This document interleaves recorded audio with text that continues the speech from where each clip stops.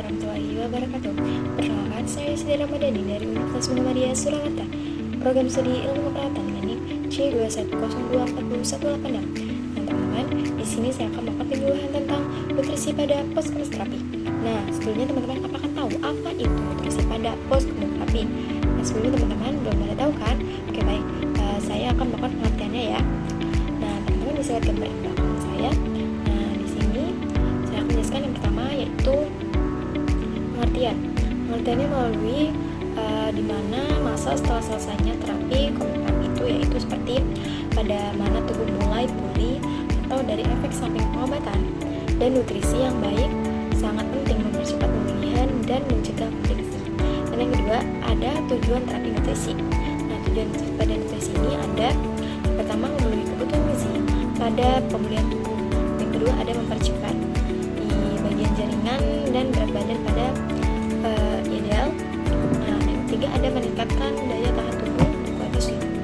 Dan ada juga mengurangi risiko infeksi dan komplikasi. Dan terakhir ada membantu toleransi pada tubuh terhadap pengobatan lanjut. Nah, yang ketiga ada prinsip nutrisi pada pasca kemoterapi, yaitu ada melalui konsumsi makanan bergizi seimbang seperti kebutuhan tubuh kita. Dan yang kedua ada mengkonsumsi makanan tinggi seperti protein, ada ikan, daging yang tidak berlemak, dan tahu tempe. Nah, itu juga termasuk bagian terapi. Dan ada minuman cukup air putih 8-10 gelas per hari. Nah, ada yang juga konsumsi sayur dan buah-buahan manis setiap harinya. Dan selanjutnya ada makan dalam porsi kecil, tapi kita seringnya itu 5-6 kali per hari ya. Nah, dan ada pilih makanan yang aman dan bersih, matang atau sederhana. Nah, selanjutnya yang keempat ada makanan yang dianjurkan. Makanan yang dianjurkan seperti sumber karbohidratnya yaitu nasi, kentang, ubi, jagung, dan roti. Nah, ada juga ada sumber protein. Sumber protein ini ada ikan, telur, tahu tempe, daging, ayam tanpa kulit. Dan ada juga sumber vitamin dan mineral. Sayuran yaitu seperti hijau atau wortel, jeruk, pepaya, dan tomat, brokoli.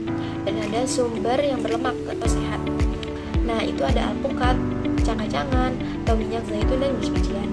Nah, cairannya itu seperti air putih, sup, jus buah, dan tanpa gula itu tuh jus buah itu juga lebih bagus ya teman-teman. Dan susu rendah lemak. Nah, selanjutnya yang kelima ada makanan yang sebaiknya kita hindari teman-teman, yaitu ada makanan mentah atau setengah mentah seperti sushi dan telur setengah matang. Nah, yang kedua ada makanan tinggi lemak. Tinggi lemak ini seperti bagian gorengan ya teman-teman. Nah, makanan yang pedas itu seperti asam. Nah, teman-teman yang nggak kuat pedas, nah kita harus hindarin ya. Nah, selanjutnya ada minuman beralkohol. Minuman yang beralkohol, maaf teman-teman. Minuman beralkohol ini seperti makanan berlebihan, seperti minuman bersoda. Nah, ada makanan yang berkemasan juga teman-teman. Itu seperti cepat saji. Ya biasanya langsung mau cepat saji, biasanya pesan GoFood gitu. Nah, itu sebenarnya jangan sering-seringan teman-teman. Itu kita harus hindarin ya teman-teman. Kalau keseringan itu tidak baik. Nah, selanjutnya ada yang kena makanan yang efek sampingnya melalui nutrisi. Nah, yang pertama biasanya efek sampingnya nih, biasanya teman-teman mual atau muntah. Nah, cara mengatasinya yaitu melalui makanan sedikit tapi sering, atau hindari makanan yang berlemak atau berbau tajam. Nah, yang kedua ada nafsu makan yang menurun. Biasanya teman-teman makan nafsunya menurun kan. Nah, cara mengatasinya ada nutrisi seperti dari versi berwarna yang aromanya atau setiap makanan tambah bumbu alami. Nah, itu. Nah, juga teman-teman bisa ada di perubahan rasa.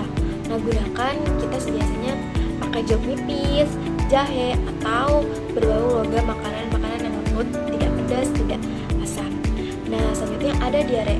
Atasinya bagian nutrisinya itu seperti makan rendah atau serat kasar, sup atau kentang rebus. Terus ada juga cukup cairan. Nah, yang terakhir ada sembelit.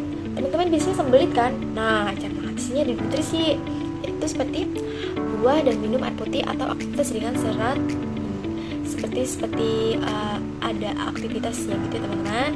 Nah selanjutnya di bagian nomor 7 ada contoh menu sehari-hari.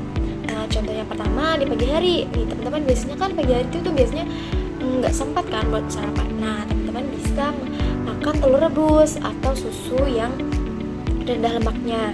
Nah snack di pagi hari itu seperti makan buah.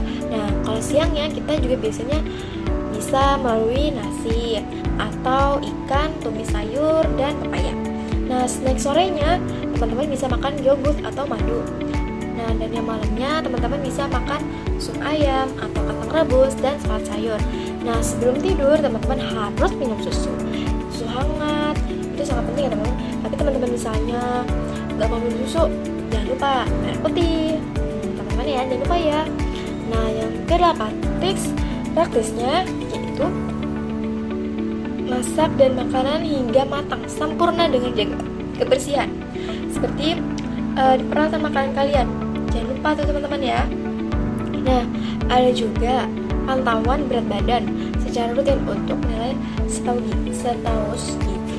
Nah ada juga minum air putih dengan cukup 8-10 gelas per hari. Tadi sebelumnya kan ada di atas teman-teman. Nah kita itu yang lebih praktisnya. Dan jangan lupa aktivitas ringan seperti olahraga, jalan santai, dan peregangan bagian olahraga itu sangat penting ya teman-teman. Praktis banget teman-teman.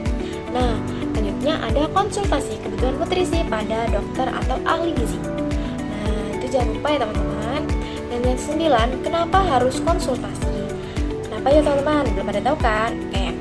Nah yaitu seperti berat badan turun 5 sampai dalam 1 bulan, dan mulai muntah atau diare tidak membaik, nafsu makan sangat menurun, dan sulit makan minum dalam beberapa hari, ada keluhan gizi dan lainnya. Nah itu jangan lupa teman-teman, kalau sudah mulai gitu ada gejalanya, mulai konsultasi ke dokter atau ahli gizi. Dan yang ke-10 yang terakhir ada pesan utama, nutrisi seimbang setiap hari adalah kunci untuk tubuh yang kuat, semangat, dan terjaga dalam masa depan cerah dan cemerlang. Oke teman-teman, dari penjelasan saya pada penyampaian nutrisi pada pos terapi sudah selesai. Jika teman-teman ingin bertanya, silakan kolom komentar ya. Oke, saya undur diri dari Siti Ramadhani. Assalamualaikum warahmatullahi wabarakatuh.